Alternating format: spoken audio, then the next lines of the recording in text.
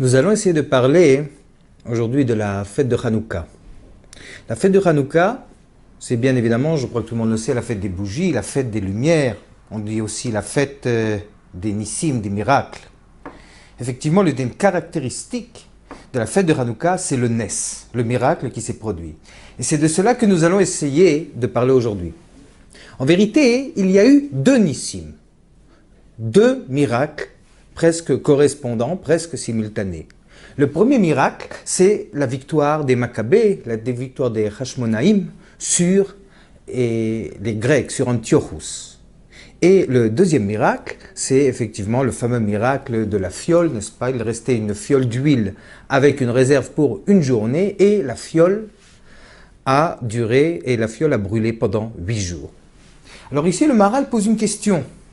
Puisqu'il y a deux miracles ici, donc le miracle de la victoire des Hashmonaïm et le miracle de la fiole d'huile, pourquoi finalement avons-nous décidé de célébrer le miracle de la fiole d'huile par l'allumage des bougies? Pourquoi plutôt ne pas célébrer en priorité le miracle de la victoire militaire? On pourrait dire ici qu'il s'agit en vérité d'un miracle beaucoup plus important, puisqu'il a changé la face de l'univers et surtout il a changé le sort de Am Israël. Il ne faut pas non plus ici d'ailleurs diminuer la dimension de ce miracle. N'oublions pas qu'il n'y avait ici qu'une poignée d'hommes, c'est-à-dire le Kohen Gadol et ses quelques frères qui, ensemble, ont réussi à vaincre la plus grande armée de l'époque. L'armée des Grecs était la puissance première de l'époque. Donc la logique aurait voulu que plutôt que l'on célèbre le miracle de la fiole qui a continué à brûler pendant 8 jours, alors qu'il n'y avait qu'une journée de réserve, la logique aurait plutôt voulu que l'on célèbre en priorité le miracle de la victoire militaire, qui est apparemment un miracle beaucoup plus important.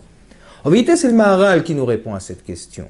Nous dit le Maharal effectivement que le premier miracle, c'est-à-dire celui de la victoire militaire, qui en vérité est le miracle essentiel qui a eu lieu à l'époque de Hanouka, effectivement, c'est celui-là qu'on aurait dû célébrer en priorité. Mais pourquoi est-ce que l'on n'a pas célébré ce miracle en priorité? Pourquoi on a préféré donner la préséance au miracle de la fiole d'huile en allumant les bougies pendant 8 jours, ce qui est effectivement censé nous rappeler le miracle de la fiole d'huile?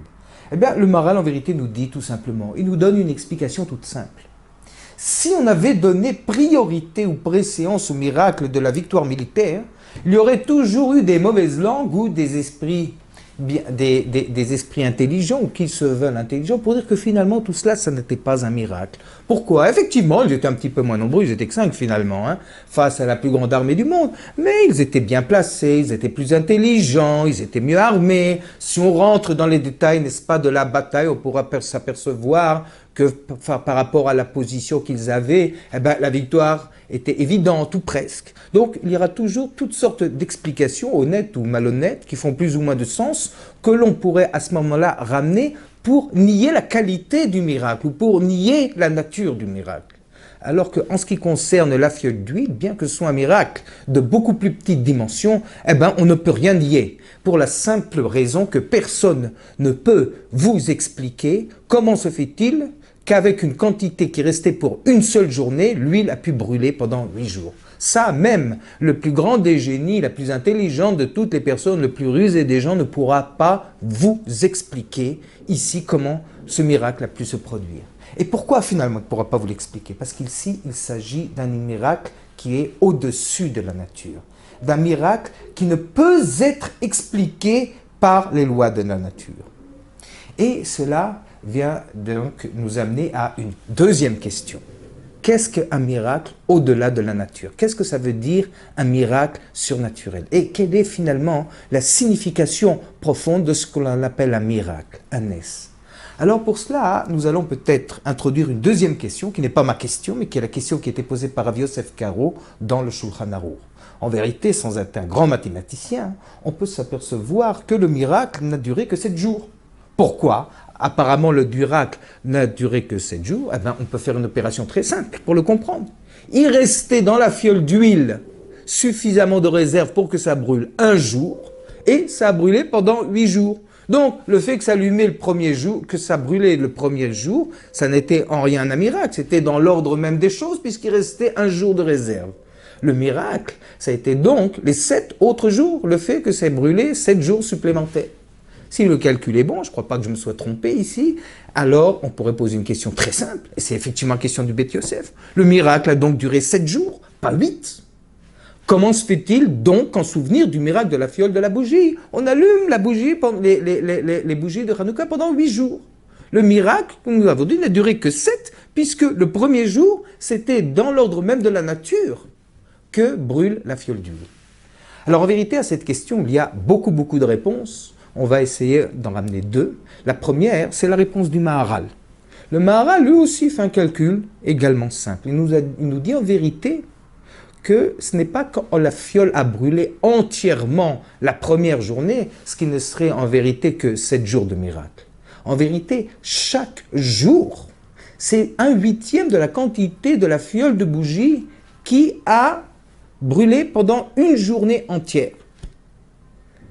Donc, finalement, si l'on s'en réfère à la réponse du Maharal, le miracle a effectivement duré 8 jours, et donc on peut comprendre pourquoi, effectivement, on allume 8 jours, les bougies de Hanouka pendant 8 jours, et pas pendant 7 jours.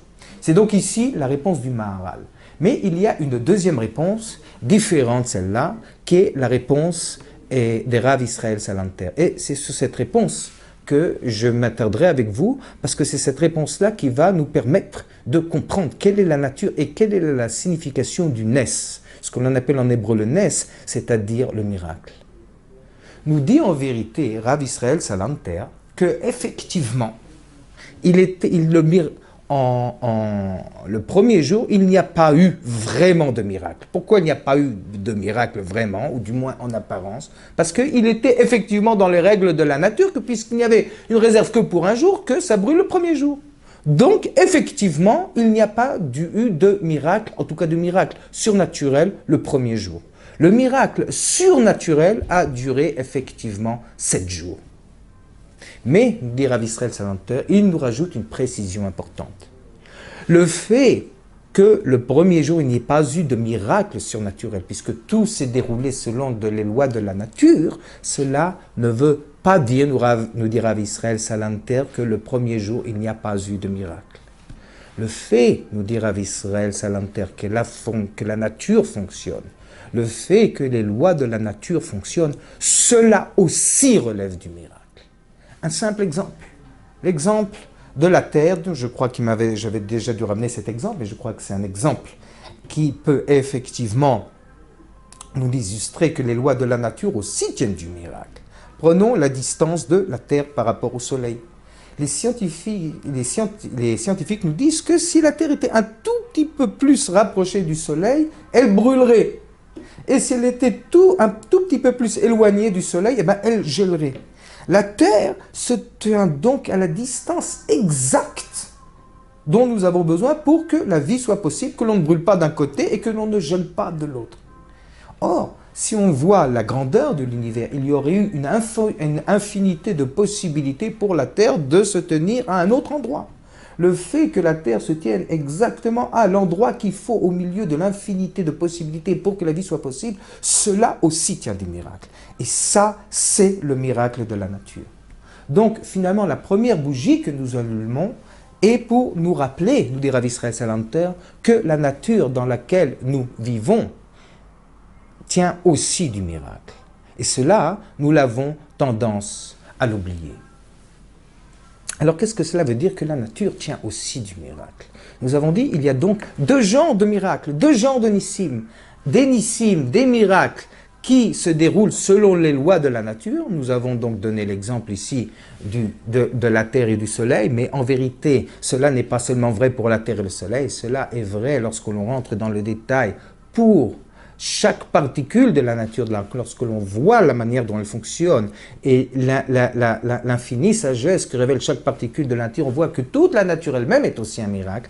Donc il y a des miracles qui sont de l'ordre de la nature et des miracles qui sont de l'ordre du surnaturel. Alors il y avait un grand philosophe non juif, un grand philosophe Goy Labnis, pour ne pas le citer, qui disait que Akadosh Baruch Hu parmi l'infinité de possibilités qu'il y avait de créer le monde, a créé le meilleur des mondes possibles. Ça, nous ne pouvons pas comprendre en quoi c'est le meilleur monde possible, mais nous le savons. Cela, les Chazal aussi nous le disent. Mais ici, Leibniz se sépare de Chazal, il se sépare de nos sages en posant la question suivante. Il dit, si effectivement il est le monde créé par Akadosh Baruch Hu, selon les lois que nous on connaît, c'est-à-dire les lois de la nature, constitue la meilleure des mondes qu'il était possible de créer ou qui devait être créé, comment se fait-il que l'on doit de temps en temps sortir de ce monde-là avec les règles de la nature pour finalement assister à l'émergence de miracles qui sont au-dessus de la nature, de miracles surnaturels. Cela aussi, Leibniz, qui était un homme intelligent, savait que cela existait et que cela pouvait être. Et Leibniz nous donne la réponse suivante. Dans l'ordre de la création, le meilleur des mondes possibles fait que, effectivement, il doit exister deux systèmes. Le système qui fonctionne selon les règles de la nature et un autre système superposé où on sort des règles de la nature et à ce moment-là, on assiste à un miracle surnaturel dont la sortie d'Égypte constitue l'exemple le plus parfait. Il y a donc deux systèmes, n'est-ce pas? Deux systèmes superposés, celui qui va selon les règles de la nature et celui qui va au-delà des règles de la nature, et la création, le meilleur la création dans laquelle on a vu émerger le meilleur des mondes possibles, exige que de temps en temps, on passe d'un système à l'autre. Cela, c'était la théorie de Leibniz. En vérité, là-dessus, les Chazal nous disent quelque chose de complètement différent. Nous dit le Ramban, Rav Moshe bar Nachmanide, dans la Parashat Bo, au début du livre de Shemot, qu'il n'existe pas ici, dans la création, deux systèmes superposés. Un système qui se réglerait selon les lois de la nature et un système qui irait au-delà des lois de la nature. Il n'y a pas, nous dit le Ramban, deux systèmes superposés comme l'affirmait Leibniz. Il y a en vérité un seul système.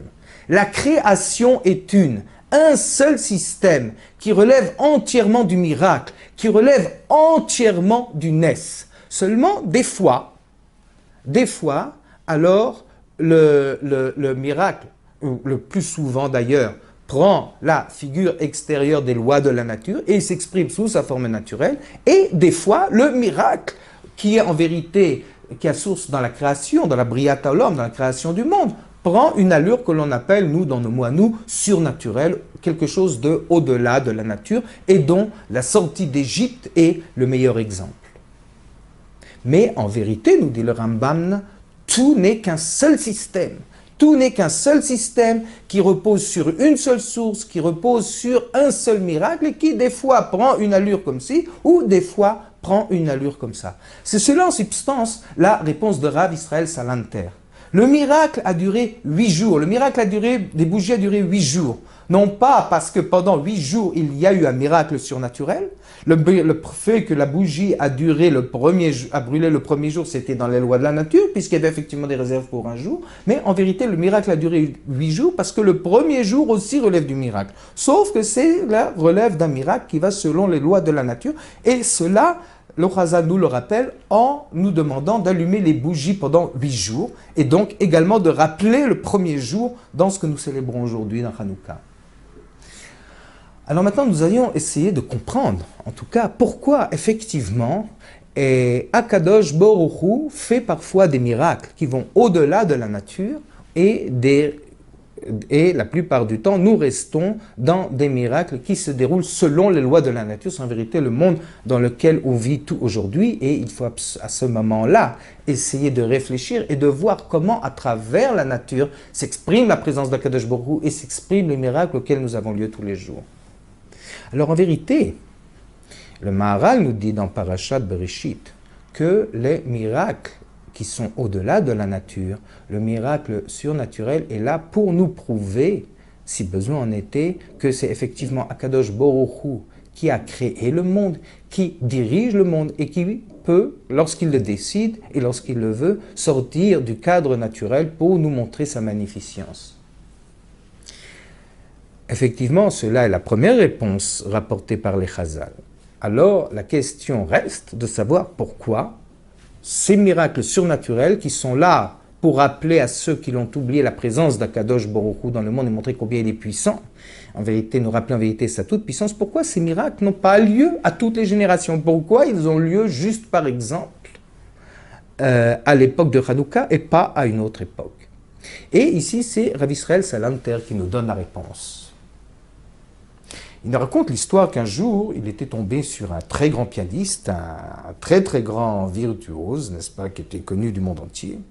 Et il s'adressa à ce pianiste, à ce virtuose, à cette vedette de l'époque. Et les vedettes, apparemment, c'est aussi à toutes les époques, en lui disant, il paraît que tu as une très très grande réputation, il paraît que tu es un très gros virtuose. Moi, je ne t'ai jamais vu jouer du piano, j'aimerais bien savoir si c'est vrai. J'aimerais ici que tu me prouves, pas en jouant un peu du piano devant moi, que tu es effectivement le grand virtuose que tout le monde raconte. Et alors, ce grand virtuose, cette grande vedette, comme cela ci a beaucoup de vedettes, regarda Rav Israël Salanter avec beaucoup de dédain, en lui disant, écoute, moi, je me suis déjà prouvé, tout le monde sait que je suis le plus grand pianiste de l'époque, je n'ai pas spécialement joué du piano pour toi, afin de te prouver des choses que tout le monde connaît comme étant évidentes. Rav Israël Salanter nous dit, c'est pour cela en vérité que nous n'en avons pas besoin, pour prouver à Kadosh Baruch Hu, que Kadosh Baruch Hu renouvelle pour nous sans cesse les miracles qui vont au-delà de la nature, les miracles surnaturels. Il y a 3500 ans, Akadosh Baruch Hu nous a sortis, 3300 ans, Akadosh Baruch Hu nous a sortis d'Égypte et nous a donné la Torah. À ce moment-là, le peuple entier, pas seulement quelques individus, mais le peuple entier a pu assister à des miracles comme personne n'en a vu jusqu'à là, et personne n'en a vu après jusqu'à la venue Bezrat Hashem du Mashiach. Ces miracles qu'un peuple entier a vus ne sont pas restés juste pour ceux qui l'ont vu. Ensuite, de génération en génération, nous avons fait ce qu'on appelle la veille de Pessah, le Seder, pour rappeler ces miracles. Ou pendant des générations, tous les parents du peuple juif qui avaient des enfants ont fait le Seder, rappelant à leurs enfants ces nissim, ces miracles qu'ils avaient vus et qu'ils avaient entendus de leurs parents qui eux aussi faisaient le Seder. Nous dit ici le Minchas Chinour, cela c'est la preuve de la sortie d'Égypte. Chaque enfant aujourd'hui, on ne se rend plus tellement compte de cette explication parce que malheureusement, on vit dans une période d'obscurité où beaucoup de gens ont malheureusement abandonné la religion. Donc on ne se rend plus tellement compte de cela. Mais la preuve est toujours valable même aujourd'hui, surtout lorsque l'on sait que pendant des générations, tout le peuple juif, sauf exception près, a fait le Seder. Et pendant le Seder, chaque père qui avait raconté à son fils, à travers la lecture de la Haggadah, c'est Nissim, c'est ce miracle de la sortie d'Égypte dont il avait entendu parler par son propre père.